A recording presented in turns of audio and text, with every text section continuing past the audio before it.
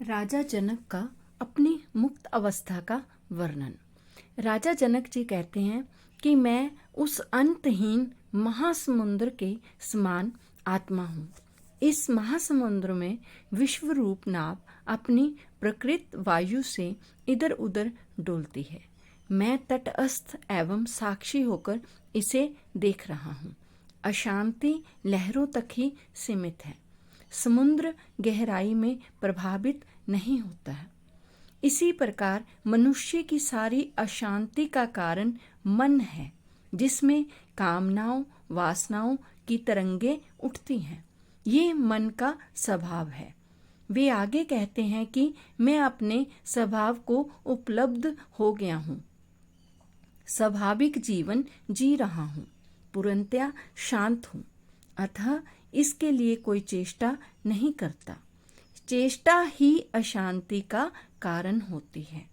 राजा जनक जी अपनी स्थिति को और स्पष्ट करते हुए कह रहे हैं कि मुझ में अब कोई संकल्प विकल्प नहीं है। मैंने ना संसार छोड़ा है, ना संन्यास ग्रहण किया है, ना ही पश्चाताप करता हूँ, ना क्षमा जाचना, अब ना त्याग का आग्रह, ना ग्रहण का। यही आत्मा का स्वभाव है और मैं उस में स्थित होकर शांत हूँ।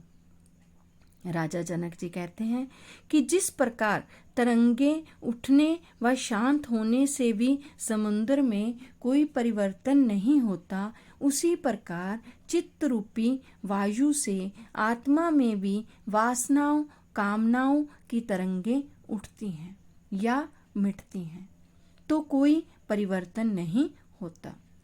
आत्म रूप होने से मेरी ना वृद्धि होती है और ना ही हानि। ये सारी वृद्धि और हानि अहंकार की होती है, क्योंकि अहंकार प्रतिष्ठा चाहता है। मैं इससे बिल्कुल परे हूँ। राजा जनक जी कहते हैं, मैं आत्मा रूपी अंतहीन समुद्र हूँ, जिसमें ये संसार कल्पना मात्र है। पहले मैं इस कल्पना को भ्रम को ही वास्तविक समझता था, अतः ये मुझे प्रभावित एवं अशांत करता था। किंतु अब मैं अपने निराकार रूप में समझकर अत्यंत शांत हूँ। ये सारे विक्षेप मन के कारण थे। अब आत्म रूप मुझ में कोई विक्षेप नहीं हो सकता। राजा जनक जी कहते हैं कि इंद्रियां व मन शरीर के साथ है।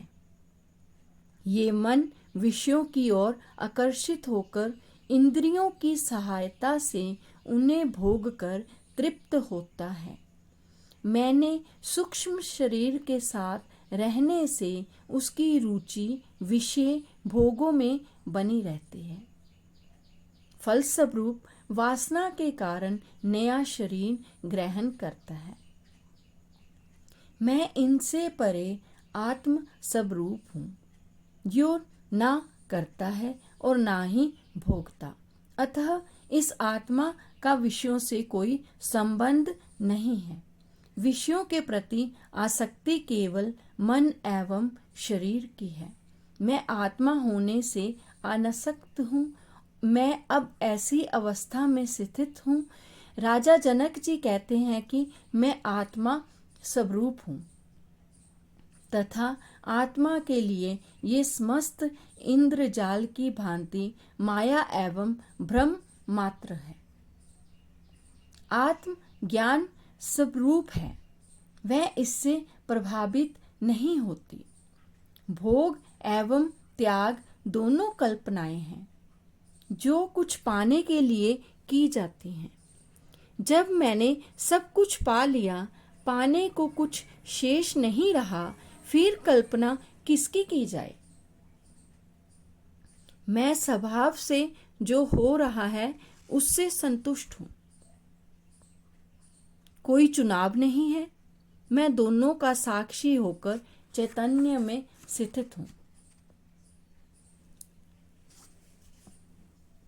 वे कहते हैं, संसार में कोई भी बंधन में बंध सकता है, पर उसकी चेतना, मन, विचार आदि को नहीं बांधा जा सकता।